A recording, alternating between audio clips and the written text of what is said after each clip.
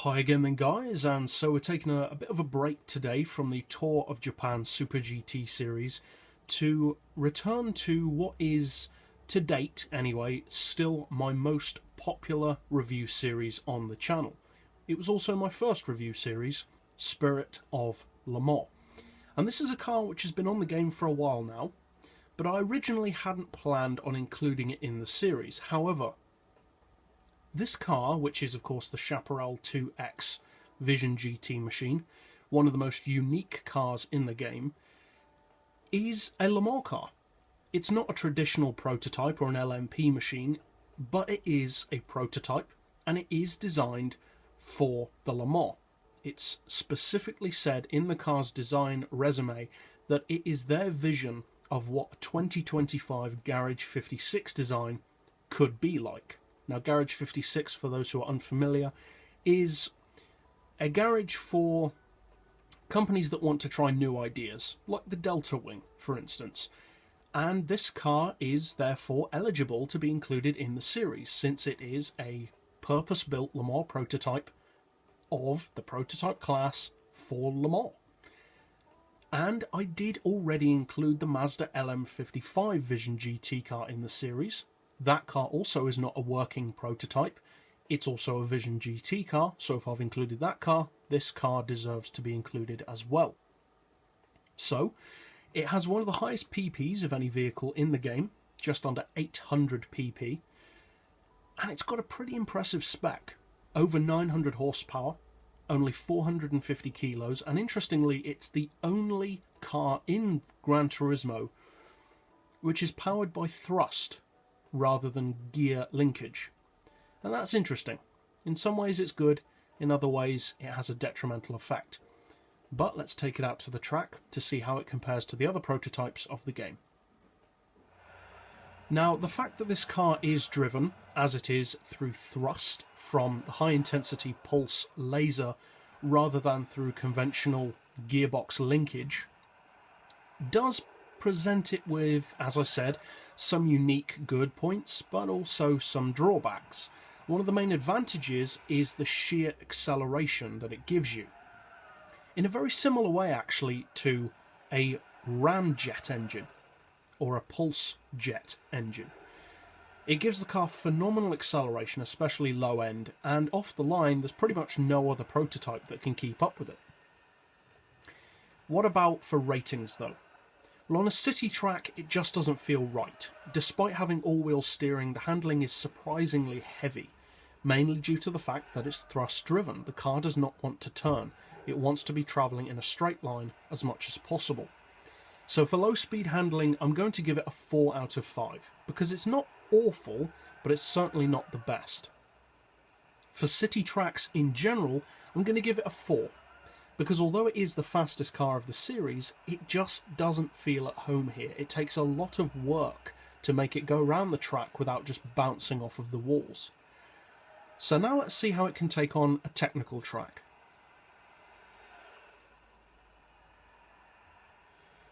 Now, the car has almost unmatchable acceleration, especially in the prototype class, and so for acceleration overall, probably unsurprisingly, I'm giving the car a strong 5.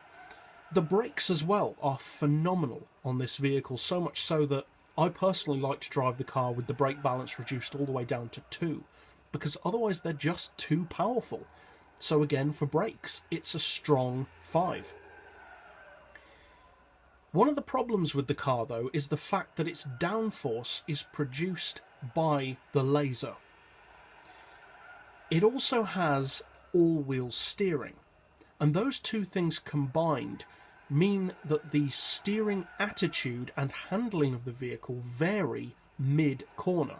So you can enter a corner with phenomenal handling, but then suddenly halfway through the corner, it will suddenly become very heavy for no apparent reason and send you straight off the track.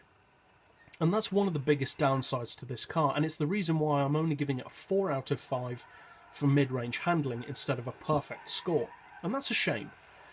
Overall, for technical tracks though, I am giving a 5 because it's just so overwhelmingly fast. It can pretty much destroy any other prototype around a technical circuit. So, a mixed result so far. Can it redeem itself though on a high-speed track? Well, let's go to Spa and find out. At the end of the day, the Chaparral 2X was designed specifically for the Le Mans. And the Le Mans is, of course, one of the most high-speed tracks there is. So surely on a high-speed track such as here at Spa, it would perform better. Well, thankfully that is certainly the case. It feels so much happier on this track. You can really use that immense thrust of the laser engine. And the high-speed handling is far better than at any other speed range. For high-speed handling, I'm going to give it a strong 5, because the ultra-low weight means that you can make perfect small corrections to your high-speed handling with pinpoint accuracy, and it can pretty much outmaneuver any other car at those high speeds. For top speed, though, incidentally, I'm giving it a 3, because although the acceleration is incredibly quick, the top speed is not all that good. It's around 260, which is actually among the lower end spectrum of the prototype range, ironically. Overall, for high-speed tracks, I'm probably not too surprisingly giving it a strong 5, because it's this type of track where the car can really be used to its finest advantage. And as I said earlier, it feels by far at its best on this track type. As far as drivability, I'm going to give it a 4. And the only reason why it doesn't get a perfect 5 is because it's certainly not the easiest of cars to master. Think of it as being a slightly slower version of the Red Bull, but with heavier steering.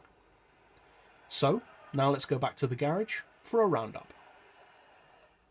Overall then, the 2X is certainly a completely unique vehicle on Gran Turismo, with a very interesting and imaginative use of the Vision GT program.